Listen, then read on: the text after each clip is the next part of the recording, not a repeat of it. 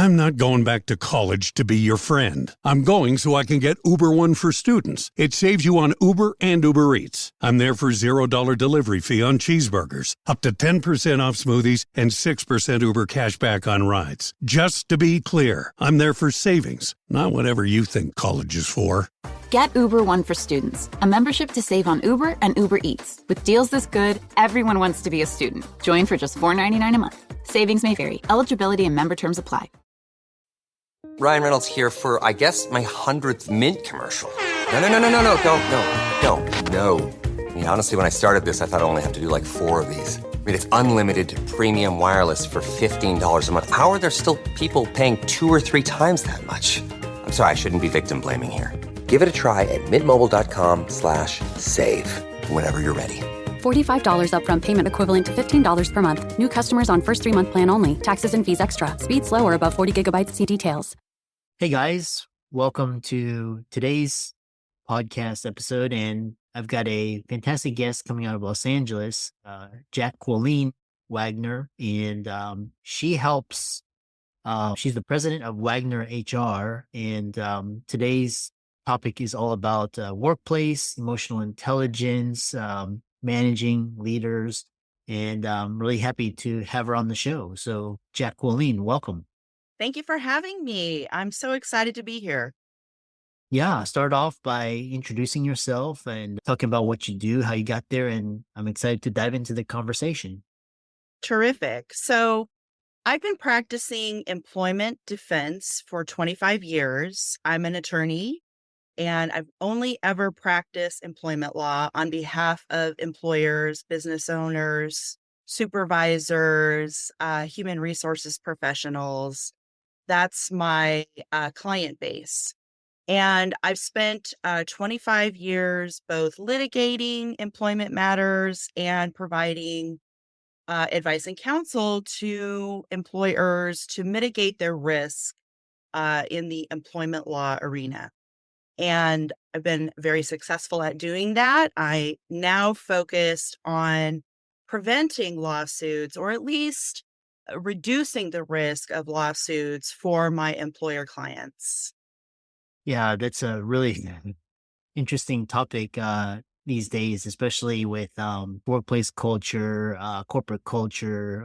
We'll start off by just broad. Is you talk about the role of emotional intelligence and leadership. And a lot of times there's this exit interview, or just basically there's stories of just employees just blowing up. They just quit, don't show up. How can leaders assess and improve their emotional intelligence? Why is it essential in today's business landscape? Sure. So first, let me set a sort of a backdrop about what emotional intelligence even is. And then I can explain why it's so important in as a leadership skill. The concept of emotional intelligence has been in the parlance of the psychology studies since the 1960s. But the term was made popular and put into common parlance by a workplace psychologist in the 1990s named Daniel Goleman. And he wrote a book in the 1990s by the same title, Emotional Intelligence.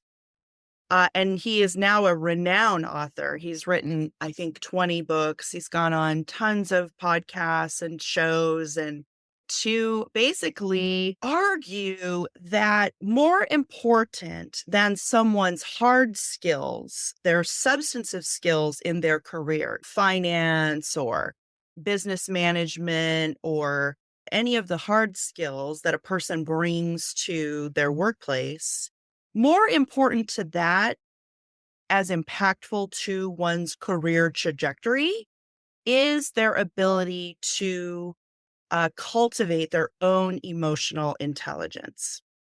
And there are 5 factors of emotional intelligence. He calls them components. And that is self-awareness, empathy, self-regulation, motivation, and social deafness. So self-awareness being a real ability to know what makes you tick, what makes you function, what are your own motivators, what are your weak spots, where are your blind spots? Knowing that what makes you personally tick really helps you to be able to negotiate interactions with others.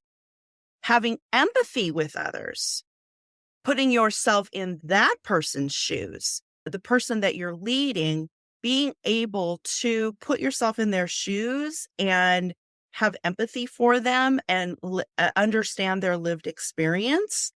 That is a huge component, probably the most important component for a leader to be effective. Self-regulation is the third component. That's the ability to keep yourself calm in a difficult or stressful situation and maintain leadership in a time when really what you want to do is go in your office, close the door, draw the blinds, and cry, right? Being able to keep calm, putting mechanisms in place for yourself way before a stressful event happens so that you're able to maintain calm, poise, leadership in those stressful moments. You also need to know what your own motivations are and then act on those motivations. If you need a pep talk from ChatGPT because you don't have a good support system, program ChatGPT to give you a support system. If you need an atta-girl, you need to tell your boss you need an atta-girl, right? Knowing what motivates you and then seeking out that motivation. And then social deafness is the ability to read a room, to the ability to navigate different personalities, having charisma, having the ability to speak in a way that the other person hears. Those skills are what's known as emotional intelligence. And I have found in 25 years of litigating employment law matters on behalf of employers, I really get to pop the hood and look under the hood of so many different organizations and figure out what is going on under the hood. So typically, I will get a lawsuit and I will go into the workplace and I'll pop the hood and try to see what's really the motivator behind this lawsuit.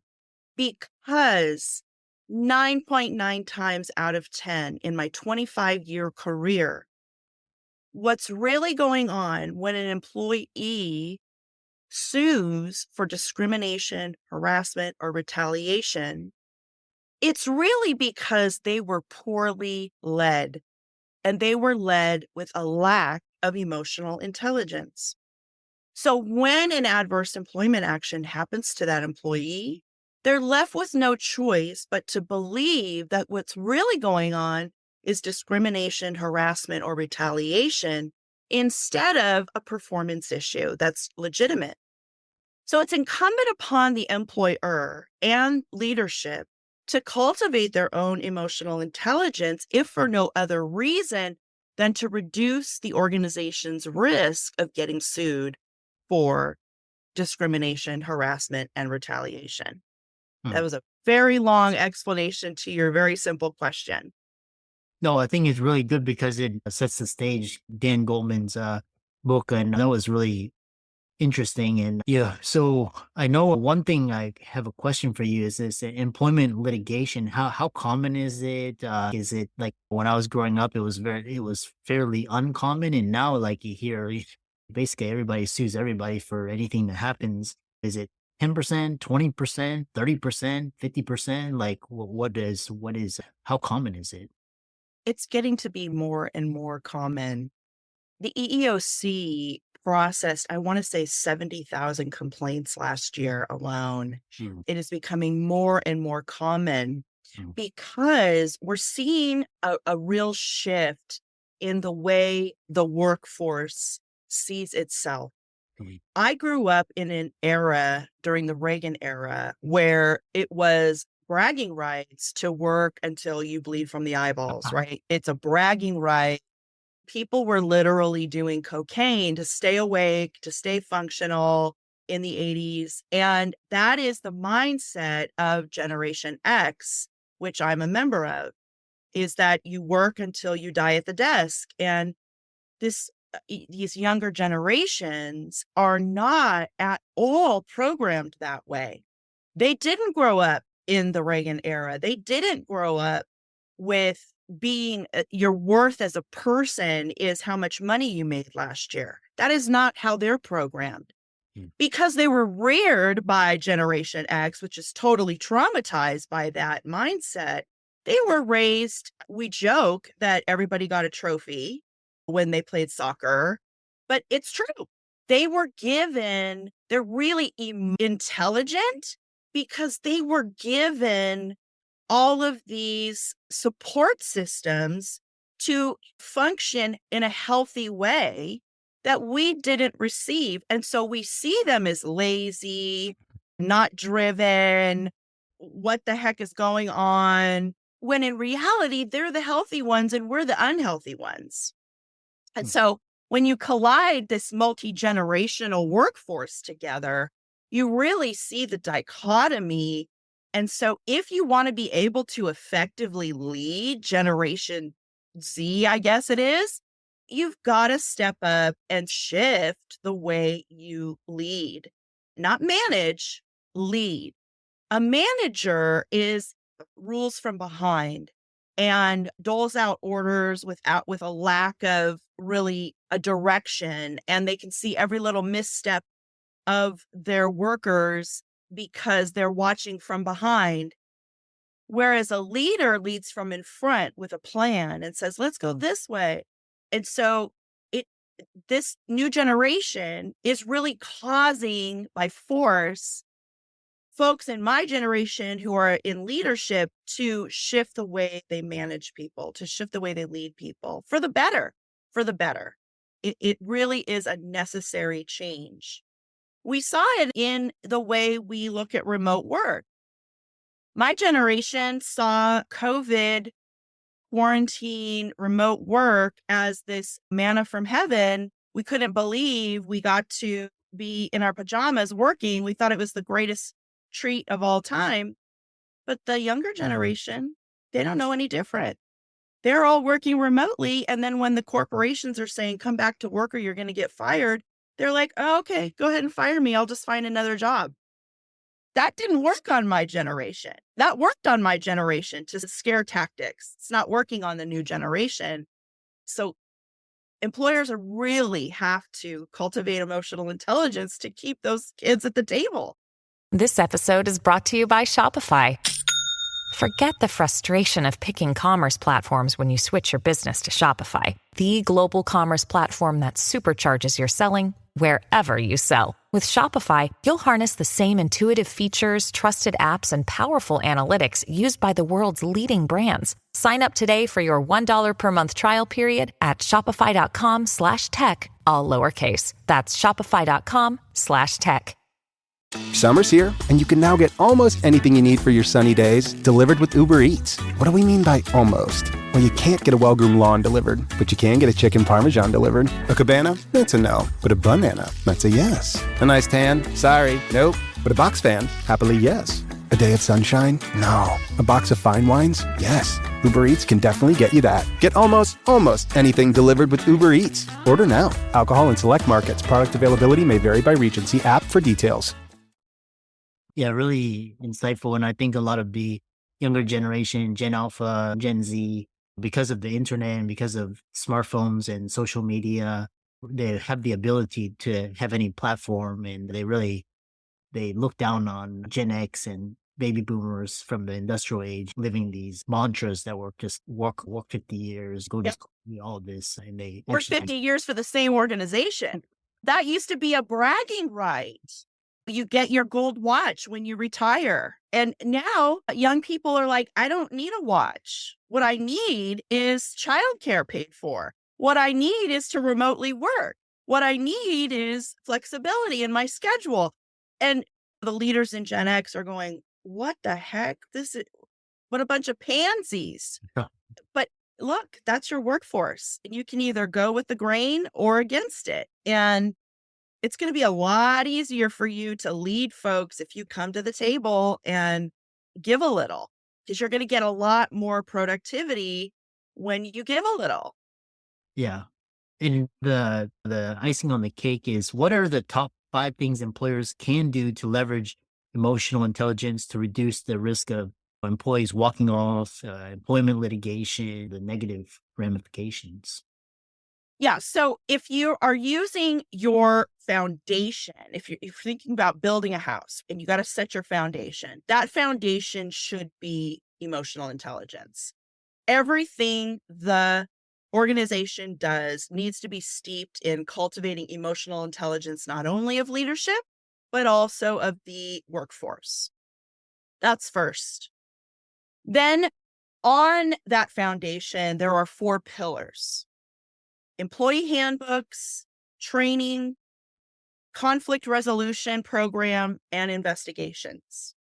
So those 4 pillars are mechanisms by which the organization can communicate with its employees about the climate and culture so that they want to stay in the chair, so that they feel valued, seen, and heard, so that when you give them negative feedback, constructive criticism about their performance, they're hearing it as constructive criticism instead of discrimination, harassment, and retaliation.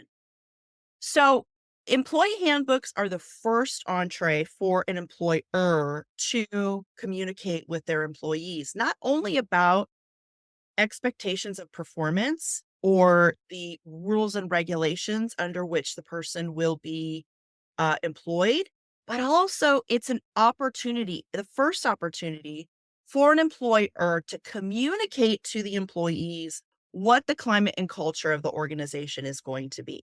That's your opportunity to say out loud on paper in black and white, emotional intelligence is a value of this organization. We expect you to cultivate your emotional intelligence, and we are going to be cultivating our emotional intelligence as well.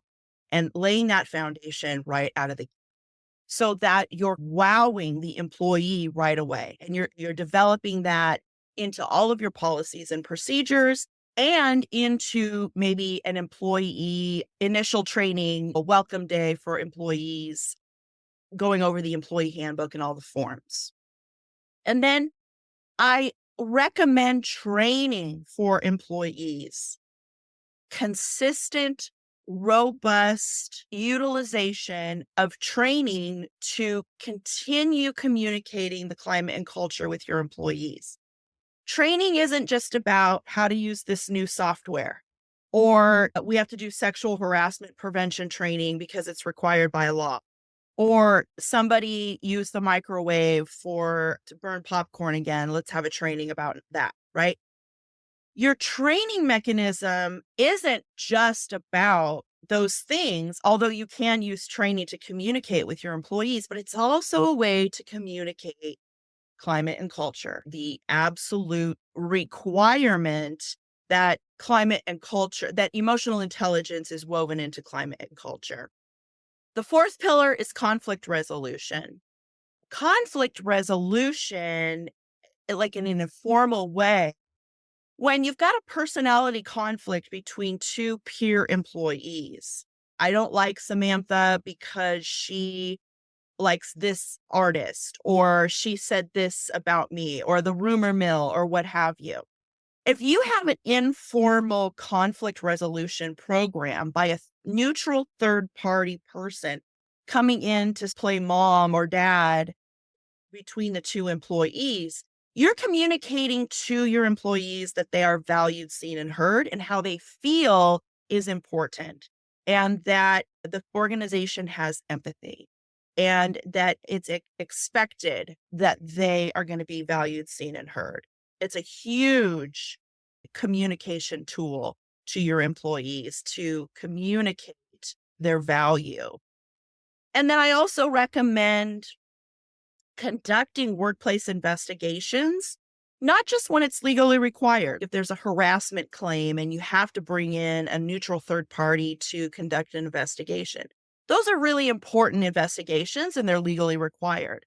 But I'm also talking about investigations when there's an allegation that someone was unkind, someone was rude, someone was not the leader was not effectively communicating that the employee was valued, seen, and heard.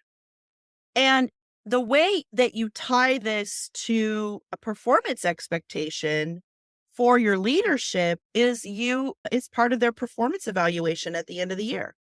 How did you personally cultivate your own emotional intelligence, and how did that trickle down to your employees?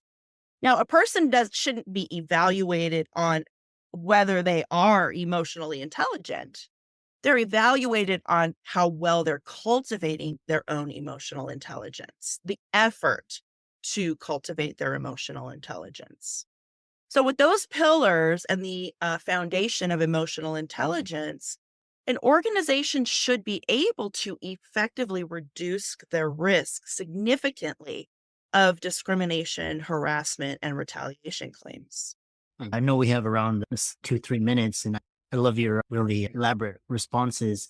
One thing, I was having dinner with a colleague of mine, and he's a founder, and we were talking about employees don't show up, or employees quit, or employees steal, and all this stuff. And he was saying, he can't wait till AI gets really good, so he doesn't have to have employees. He can have AI systems, he can have AI bots, he can have AI software that can do 20 times what a human can do, and like cost like 99% less. So how do you think AI is playing into this? And I know you're a lawyer, but I'm just curious about your thoughts, if you had any. I do.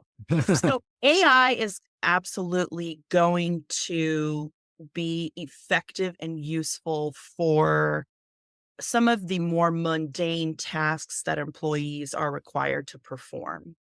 My view is that employers would be remiss if they relied solely on AI and lacked that human. That's going in the opposite direction of cultivating emotional intelligence, because without that human experience, the organization is really going to be lacking. And if the organization is relying heavily on AI instead of human beings, they're going to even more be lacking in emotional intelligence. I think that the human experience is very valuable to assist an employer in seeing its blind spots, how it can be better. We're not there with AI, and I don't know if AI will ever be sentient or able to have emotion. But if your client are human beings and they have emotion, and you're relying heavily on AI to accomplish human function instead of just the mundane tasks, I think you're going to experience in the long run a problem. Maybe in the short term, it seems really great, but I think the argument can be made that you would see your client base start to dwindle without that human experience. Yeah, I wanted to just highlight that opposite extreme, because you were talking about extreme emotional intelligence and empathy, and then I wanted to highlight contrast, and somewhere in the middle, part AI, part human. That's that sweet spot. How can people find you? People are running companies and they want to reduce the risk of employment litigation. How can they check out your work, follow you, reach out to you? Thank you. So I'm on LinkedIn, I'm on Instagram, but my website is probably the best way to reach me. And that is www.wagner, Wagner, HR, as in human resources, wagnerhr.com. Yeah, I love that. And really enjoyed this conversation. And I really loved your top 5 things, as well as the Daniel Goleman. And for the audience, all of these resources will be in the links, and be sure to give Jacqueline's socials a like and follow. And thanks so much for coming on. Thank you so much. This was a pleasure.